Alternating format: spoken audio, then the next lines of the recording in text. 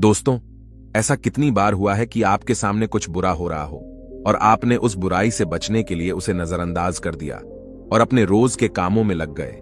हम सभी ने यह कभी ना कभी अपनी जिंदगी में शायद किया ही होगा। पर क्या हो जब वही बुरा व्यवहार आपके साथ हो रहा हो और ऐसे ही बाकी लोग आपको नजरअंदाज करके अपने काम करने लगे हैं। जब कोई आपको धमका रहा हो कि सच अगर आपने किसी को बताया तो आपको नुकसान पहुंचेगा, क्या फिर भी आप सच बोलेंगे? क्या फिर भी आप खुद के हक और सच के लिए लड़ेंगे? दोस्तों, कई बार सच बोलने के लिए बहुत हिम्मत की जरूरत होती है और यह हिम्मत जो गलत के सामने खड़े होने के लिए जरूरी है, यह हिम्मत अपने अंदर लाना बहुत मुश्किल हो सकता है। क्या लगता है आपको कितने लोग ऐसी परिस्थिति में सच बोलने की हिम्मत करेंगे? दोस्तों, आज की इस बौद्ध कहानी के माध्यम से हम यही सीखेंगे कि चाहे परिस्थिति कितनी भी कठिन क्यों ना हो, सच बोलना और गलत का सामना करना कितना जरूरी होता है। और हम देखेंगे कि आज के हमारे इस कहानी के युवक ने कैसे हिम्मत जुटाई और सच का साथ दिया। तो बिना किसी देरी के शुरू करते हैं। तो एक बार की बात है, एक नगर में एक युवक रहता था जो बहुत ही अच्छा था, जो स्वभाव का बहुत ही सीधा और मन से बहुत ही सरल था। वह ना तो किसी से लड़ाई झगड़े करता था और ना ही किसी को कभी भला बुरा कहता। वह लोगों की मदद भी किया करता, लेकिन फिर भी कुछ लोग उसे भला बुरा कहते। इस पर वह मुस्कुराकर वहां से चला जाता जहां वह नौकरी किया करता था। वह सेठ भी उसे बहुत कम तनख्वाह दिया करता था, तब भी वह कभी अपने सेठ का विरोध नहीं करता, बल्कि हंसकर उसके सारे आदेशों का पालन किया करता और खूब मन लगाकर काम किया करता। उसकी भलाई के कारण हर कोई जो भी उससे मिलता उसे दबाने की कोशिश करता, उसे डराने की कोशिश करता। उसके इस सीधे साधे व्यवहार के कारण लोग उसे पागल भी कहते थे और कई तो यह भी कहते कि वह अपने जीवन में कभी कुछ नहीं कर पाएगा। यह तो बहुत ही सीधा है और आज के जमाने में इतना सीधा होना भी अच्छी बात नहीं है। वह युवक गरीब था, लेकिन वह कभी किसी से शिकायत नहीं करता था। वह नौकरी करके पैसे इकट्ठा किया करता ताकि वह अपनी गरीबी से बाहर निकल सके। लेकिन जब भी वह गरीबी से बाहर निकल की कोशिश करता तो कुछ लोग आते और उसकी वह जमा पूंजी उससे लेकर चले जाते। कभी उसके रिश्तेदार आते तो कभी उसका कोई सगा संबंधी, जो अपना दुख दर्द दिखाकर, अपना दुख दर्द सुनाकर उसका जोड़ा हुआ एक एक रुपया उससे ले जाते और वह युवक कुछ नहीं कर पाता। वह तो केवल यही सोचता रहता था कि वह एक अच्छा आदमी है और अच्छे आदमी कभी किसी पर अत्याचार नहीं करते, वह कभी किसी का विरोध नहीं करते, वह तो स्वयं में खुश रहते हैं और दूसरों की मदद भी करते हैं। इन सारी बातों से वह अपने आप को समझा लेता। एक दिन की बात है, उसने देखा कि उसका एक मित्र चोरी चकारी करके, बेईमानी करके, गलत काम करके आज बहुत धनवान बन चुका है और उसके पास अत्यधिक खुशियां हैं, पैसा है और यह समाज उसे सम्मान भी देता है। वह ना तो दान करता है और ना ही लोगों की मदद करता है, बल्कि वह तो दूसरों पर अत्याचार करता है। वह जबरदस्ती लोगों के पैसे लूट लेता है और उन्हीं पर चीखता चिल्लाता भी है। फिर भी यह समाज उसी को पसंद करता है। लेकिन मैं एक सीधा साधा इंसान हूं, मैं एक अच्छा युवक हूं, फिर भी मुझे कोई पसंद नहीं करता। मुझे तो सब लोग पागल समझते हैं और मेरे जीवन में तो केवल दुख ही दुख है। वह युवक मन ही मन यह सोच रहा था कि तभी उसके मन में एक और विचार उत्पन्न हुआ। वह यह सोचने लगा, क्या मुझे बुराई का रास्ता अपना लेना चाहिए? एक दिन वह अपने मालिक के घर पर काम कर रहा था, तभी अचानक उसके हाथों से एक सामान गिर कर टूट गया जो कीमती था। इस पर उसके मालिक ने उसे बहुत खरी खोटी सुनाई, उसकी पिटाई की और कहता है, तुझे अब से 1 साल तक मेरे यहां पर मुफ्त में काम करना होगा। क्या तुझे नहीं पता था कि यह कितनी कीमती चीज है? अब से 1 साल तक मैं तुझे कोई पैसे नहीं देने वाला हूं। वह युवक रो रहा था, गिड़गिड़ा रहा था, लेकिन उसके मालिक ने उसकी एक नहीं सुनी। वह रोता हुआ अपने घर जा रहा था। उसी रास्ते से एक बौद्ध भिक्षु भी गुजर रहे थे। उन्होंने जब उस युवक के रोने की आवाज सुनी तो वह उस युवक के पास आए और उस युवक से कहते हैं, यह सब कैसे हुआ? तुम्हारे शरीर पर तो बहुत जख्म है, लाओ मैं तुम्हें मरहम लगा देता हूं ताकि तुम्हें कुछ आराम मिल सके। इतना कहकर उन भिक्षु ने युवक के शरीर पर कुछ जुड़ी बूटियों का लेप लगाया, जिससे उस युवक को अपने दर्द से थोड़ी राहत मिली। इस पर वह युवक उन बौद्ध भिक्षु से कहता है, हे गुरुवर, आप तो ज्ञानी मालूम पड़ते हैं, क्या आप मेरी एक बात का जवाब देंगे? इस पर वो बौद्ध भिक्षु कहते हैं, पूछो। तभी वह युवक उन बौद्ध भिक्षु से कहता है, हे गुरुवर, अच्छे लोगों के साथ बुरा क्यों होता है? मैं बहुत सीधा साधा इंसान हूं, मैंने कभी किसी का बुरा नहीं किया, ना ही मैंने कभी किसी को अपशब्द कहे, बल्कि जो भी मेरे पास मदद मांगने आता है मैं उसकी मदद भी कर देता हूं। लेकिन अब तक मेरे साथ कभी कुछ अच्छा नहीं हुआ। मैं हमेशा दुख में जीता हूं, जबकि इस दुनिया में ऐसे बहुत सारे बुरे लोग हैं जो अपना जीवन सुखी सुखी जी रहे हैं, जबकि वह लोगों को लूटते हैं, लोगों के पैसे छीन लेते हैं, लोगों पर अत्याचार करते हैं। फिर भी समाज उन्हीं को पसंद करता है, उन्हीं का सम्मान करता है। आखिर ऐसा क्यों होता है? ऐसे में क्या हमें भी बुराई का रास्ता अपना लेना चाहिए? क्या हमें भी बुरा बन जाना चाहिए? उन भिक्षु ने उस युवक की सारी बातें ध्यानपूर्वक सुनी। उसके बाद वह उस युवक को जवाब देते हुए कहते हैं, भंते, जिसके कर्म बुरे हैं उसके कर्म का फल उसे अवश्य मिलेगा, और वह अवश्य रूप से बुरा ही होगा। जिसके कर्म अच्छे हैं उसे भी उसके अच्छे कर्मों का फल अवश्य मिलेगा, और वह आवश्यक रूप से अच्छा ही होगा। तभी वह युवक उन गुरुवर की बात काटते हुए कहता है, हे गुरुवर, क्या आप जो कह रहे हैं वह सच है? क्या मैं आप पर भरोसा कर सकता हूं? क्योंकि इस दुनिया में तो मुझे सब उल्टा ही नजर आता है। मुझे तो अच्छों के साथ बुरा और बुरों के साथ अच्छा ही होते हुए नजर आता है। इस पर वह बौद्ध भिक्षु उस युवक से कहते हैं, भंते, जैसा मैंने कहा वह बिल्कुल सत्य है, और आने वाले समय में यह तुम अच्छी तरह से जान भी जाओगे। इतना कहकर वो बौद्ध भिक्षु वहां से चले गए। वह युवक वहीं पर कुछ देर बैठा रहा और उन बौद्ध भिक्षु की बातों पर विचार करता रहा, और वह यह सोच रहा था, चलो, मेरे पास धन दौलत ना सही, रुपया पैसा ना सही, समाज का मान सम्मान ना सही, पर मैं एक अच्छा इंसान तो हूं, और मेरी अच्छाई का फल मुझे कभी ना कभी तो जरूर मिलेगा। इतना सोचकर वह वापस अपने घर लौट गया। कुछ दिनों बाद वह युवक जंगल के रास्ते से अपने मालिक के घर जा रहा था। तभी रास्ते में राजा के सैनिकों ने उसे घेर लिया, उसका चेहरे पर काला कपड़ा डाल दिया और उसके हाथ बांध दिए, और फिर उसे धक्के मार मार कर वो उसे ले जाने लगे। इस पर वह युवक जोर जोर से चिल्लाता रहा और उन सैनिकों से पूछता रहा, मुझे कहा ले जा रहे हो, और मेरा क्या कसूर है? वह बार बार एक ही बात दोहरा रहा था, लेकिन सैनिकों ने उसकी किसी भी बात का कोई जवाब नहीं दिया। वह बस उसे मारते पिटते ले जाने लगे। काफी देर तक जब वह युवक एक ही सवाल करता रहा, तभी एक सैनिक उसकी इस बात का जवाब देते हुए कहता है, अरे मूर्ख, तुझे नहीं पता, तुझे राजा ने मृत्यु दंड दिया है और कहा है कि तुम्हें ऊंचे पहाड़ से ले जाकर नीचे फेंक दे। इसलिए हम तुम्हें एक ऊंचे पहाड़ की तरफ ले जा रहे हैं, जहां से तुम्हें नीचे फेंक दिया जाएगा। इतना कहकर वह सभी सैनिक हंसने लगे। तभी वह युवक एक बार फिर उन सैनिकों से कहता है, किंतु क्या है मेरा कसूर? एक बार मुझे राजा से मिलने दो। मैं भी तो जानना चाहता हूं कि आखिर मेरी गलती क्या है, जिसके लिए मुझे यह सजा दी गई है। मैंने तो कुछ भी नहीं किया। तभी वह सैनिक हंसते हुए उस युवक से कहता है, हम सभी जानते हैं कि तुमने कुछ भी नहीं किया, और तुम्हारी अंतिम इच्छा जानकर मैं तुम्हें सब कुछ सच सच बताता हूं, तो ध्यान से सुनो। दरअसल बात यह है कि राजा ने आज सुबह ही चोर को मृत्यु दंड दिया था, और हमें उसे पहाड़ी से ले जाकर नीचे फेंकना था। लेकिन वह चोर बहुत चालाक था। उस चोर ने हमसे कहा कि अगर हम उसे छोड़ देंगे तो वह हम सभी को 1000 सोने के सिक्के देगा। इसलिए हमने उसे छोड़ दिया, लेकिन हमें अपना कर्तव्य भी तो पूरा करना है। राजा के आदेश को तो हमें पूरा करना ही होगा, इसलिए हमें किसी ना किसी को तो वहां से फेंकना ही होगा, ताकि राजा तक यह समाचार पहुंच सके कि चोर को मृत्यु दंड दिया जा चुका है। इसीलिए हमने तुम्हें पकड़ लिया, और भला तुमसे अच्छा हमें मिल भी कौन सकता है? तुम्हारा ना तो कोई आगे है ना कोई पीछे जो तुम्हारे बारे में पूछताछ कर सके, और हमें कोई पकड़ भी नहीं पाएगा, और राजा को भी यह बात कभी नहीं पता चलेगी कि आखिर वह चोर कहां गया।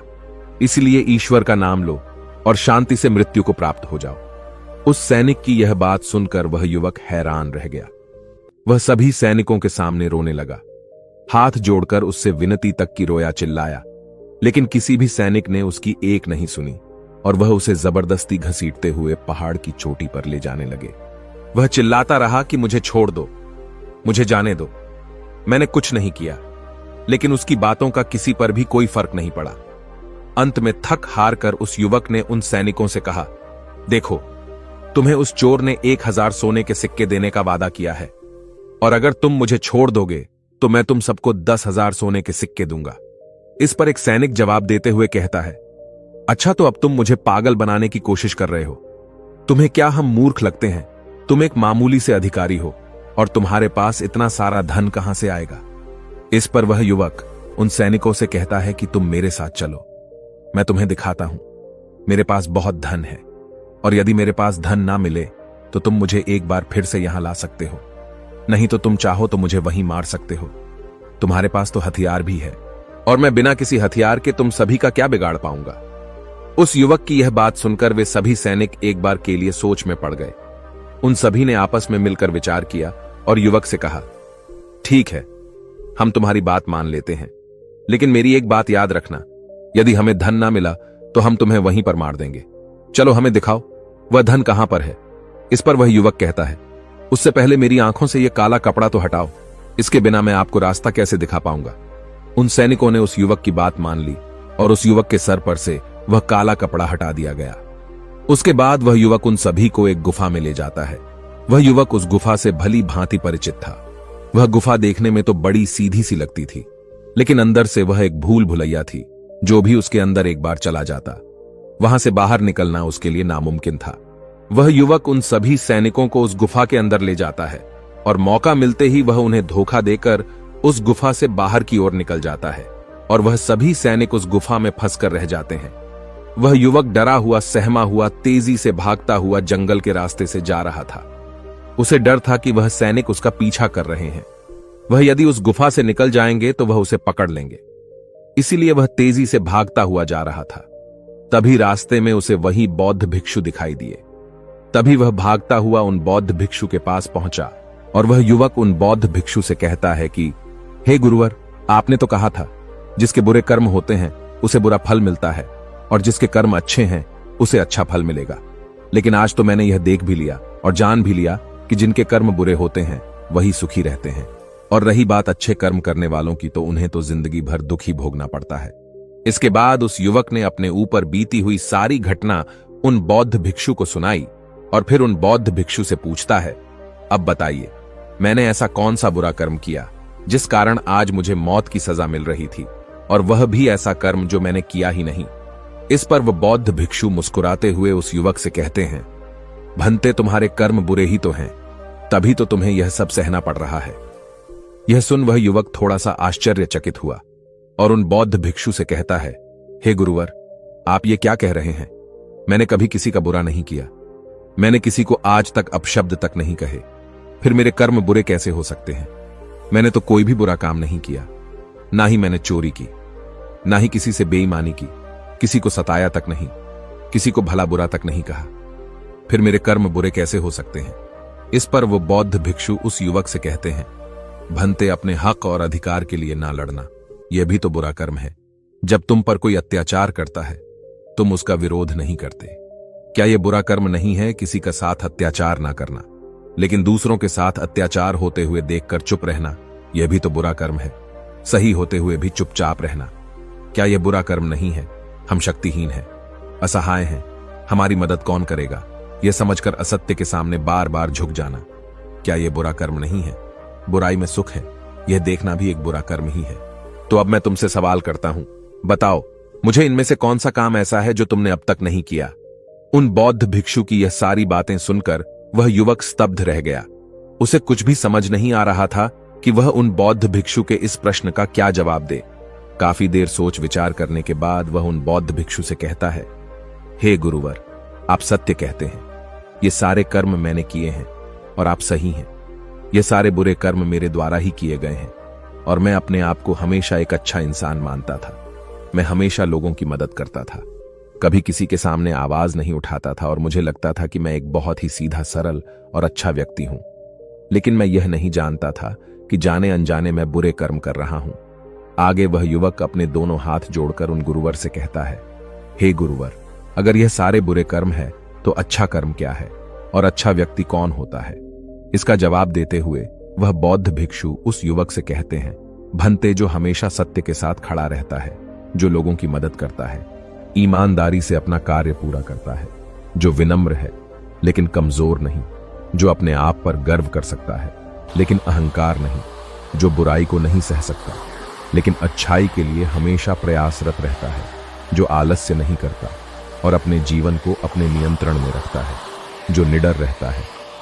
तभी वह युवक उन बौद्ध भिक्षु से कहता है, हे गुरुवर, आपने जो कुछ भी कहा वह एकदम सत्य है, लेकिन आप ही बताइए, भला एक गरीब और कमजोर इंसान किसी के सामने कैसे खड़ा हो सकता है, किसी का विरोध कैसे कर सकता है? इस पर वह बौद्ध भिक्षु उस युवक के इस प्रश्न का जवाब देते हुए कहते हैं, भंत लगता है तुम भूल गए। अभी कुछ देर पहले ही तुमने उन सैनिकों के सामने खड़े होकर अपनी सूझबूझ से अपना जीवन बचाया है। व्यक्ति को हमेशा अपने मन से शक्तिशाली होना चाहिए, क्योंकि यह जीवन हमेशा नहीं रहता। डरते हुए जीवन जीने से अच्छा है निर्भय होकर एक दिन खुलकर जी लो। तभी वह युवक उन गुरुवर से कहता है, हे गुरुवर, आपकी सारी बातें सत्य हैं, लेकिन फिर भी यदि किसी के सर पर मौत मंडरा रही हो तो वह व्यक्ति अपनी जान बचाने के बारे में तो सोचेगा ही, और मैंने भी तो वही किया।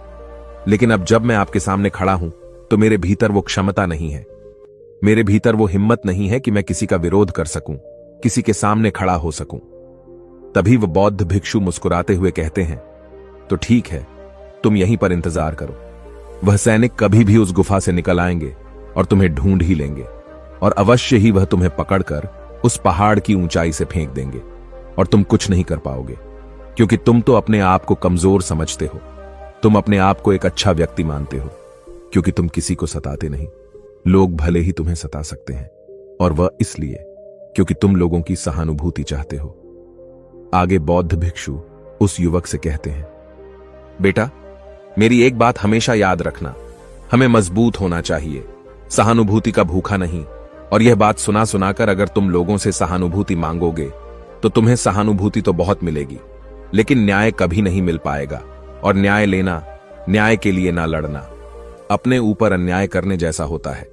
तभी वह युवक उन बौद्ध भिक्षु से कहता है, हे गुरुवर, आप जो कह रहे हैं वह सत्य है, लेकिन मैं न्याय मांगने किसके पास जाऊं, कौन मेरी सुनेगा। इस पर वह बौद्ध भिक्षु जवाब देते हुए कहते हैं, बेटा, तुम राजमहल जा सकते हो और राजा के सामने न्याय की गुहार लगा सकते हो। इस पर वह युवक डरते हुए उन बौद्ध भिक्षु से कहता है, नहीं नहीं गुरुवर, भला राजा के सामने मैं कैसे खड़ा हो पाऊंगा, उनके सामने मेरी क्या औकात। मुझ में इतनी हिम्मत नहीं कि मैं राजा के सामने जाकर खड़ा हो पाऊं। यदि उन्हें क्रोध आ गया तो वो मुझे मृत्यु दंड दे देंगे।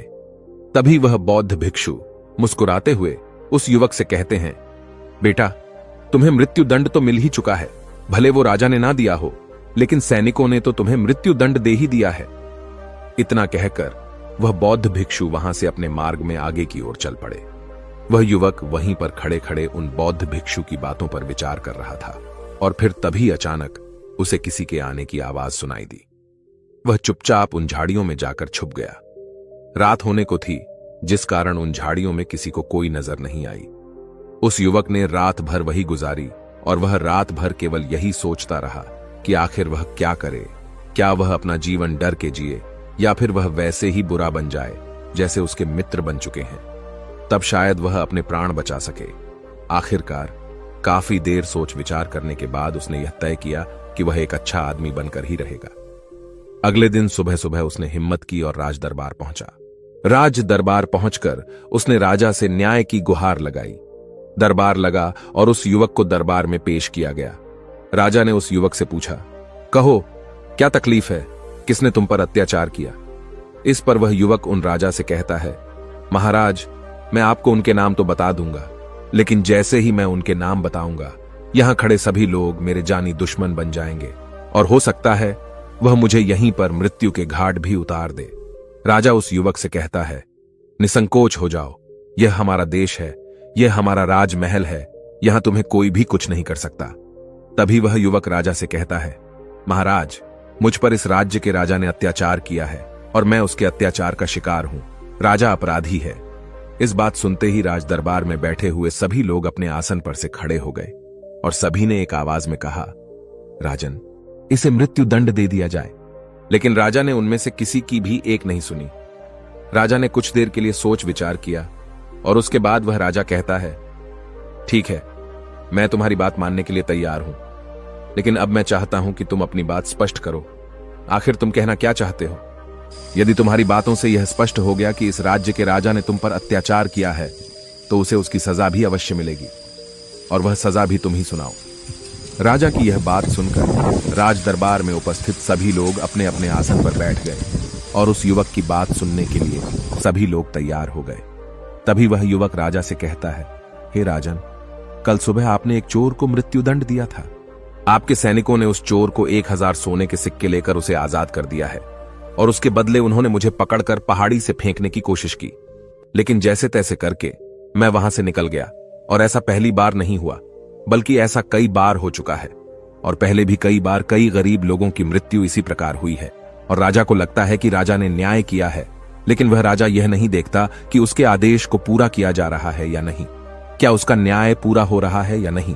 राजा का किया हुआ न्याय किसी के लिए अन्याय बन रहा है। किसी गरीब के घर का दीपक बुझा दिया जाता है और राजा को इसकी भनक तक नहीं। राजा तो केवल अपने जीवन में मस्त है, उसे अपने महल से बाहर निकलने का समय तक नहीं है।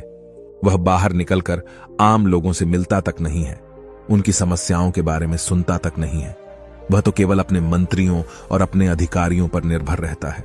हे राजन, मेरा राजा तो मुझसे कभी मिला तक नहीं, तो मुझसे बहुत दूर है और मेरी आवाज भी उस तक कभी नहीं पहुंचती। अगर मैं बाहर खड़े उन पहरेदार को कुछ रुपए पैसे देकर अंदर ना आता, उस आदमी की यह बात सुनकर राज दरबार में उपस्थित सभी लोग आश्चर्यचकित रह गए। राजा भी यह बात सुनकर बड़ा अचंभित था। तभी राजा ने मंत्री को आदेश दिया और कहा कि सत्य का पता लगाया जाए।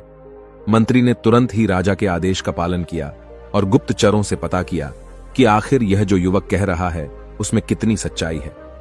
कुछ घंटों के बाद मंत्री को यह बात पता चल गई कि जो युवक कह रहा है वह बिल्कुल सत्य है, और उसने यह बात आकर राजा को बताई। मंत्री राजा से कहता है, हे राजन, यह युवक जो कह रहा है वह बिल्कुल 100% सत्य है। जिस चोर को आपने कल मृत्यु दंड दिया था, वह चोर तो बाहर घूम रहा था और हमने उसे एक बार फिर से पकड़ लिया है, और उसने यह कबूल भी लिया है कि उसी ने सैनिकों को धन दिया था ताकि वह उसे जाने दे, और जिन सैनिकों ने वह धन लिया था हमने उन सैनिकों को भी गिरफ्तार कर लिया है। तभी राजा मंत्री से कहता है, उन सभी अपराधियों को राज दरबार में पेश किया जाए। राजा के आदेश पर उन सभी अपराधियों को राज दरबार में पेश किया जाता है।